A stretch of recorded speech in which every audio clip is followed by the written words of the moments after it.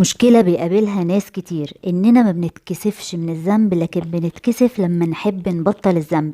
يعني بنعمل عكس اللي اتأمرنا بيه، ماشيين نخالف القانون الإلهي. يعني مثلا بتتكسف تحرج حد عايز يغتاب معاها، لكن ما بتتكسفش وهي بتغتاب. بتتكسف تلبس حجاب وما بتتكسفش تقلع وتمشي جسمها مكشوف. بتتكسف تقول مش بسلم على رجالة وما بتتكسفش وهي بتمد ايديها وبتسلم وبتلمسه. بتتكسف تغطي رقبتها بالطرحة لا يقولوا عليها جهلة بالموضة، لكن ما بتتكسفش من ربنا وهي بتبينها، اللي قال وليضربن بخمرهن على جيوبهن.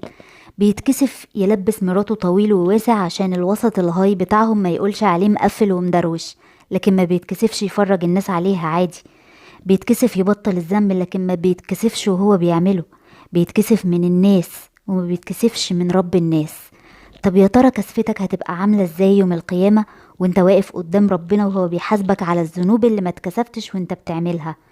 الناس لحم وشهم هيقع من الكسفة والعياذ بالله. طب كسفتك وانت واقفة على باب جهنم والعياذ بالله، وانت ندمانة وبتعضي ايديكي وبتقولي يا ريتني عملت كذا وما عملتش كذا، يا ريتني سترت جسمي وما لبستش عريان وضيق، يا ريتهم ما اخترعوا البنطلونات، يا ريتني ما قعدت مع اصحابي وهم بيغتابوا الناس، يا ريتني ما سرقت، يا ريتني صليت، يا ريتني يا ريتني يا ريتني.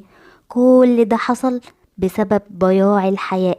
اننا ما اتكسفناش من ربنا واحنا بنعمل الذنب، لكن اتكسفنا نبطله علشان نرضي الناس او نرضي نفسنا الاماره بالسوء. لو ضاع مننا الحياء من ربنا هيتفضل لنا ايه تاني؟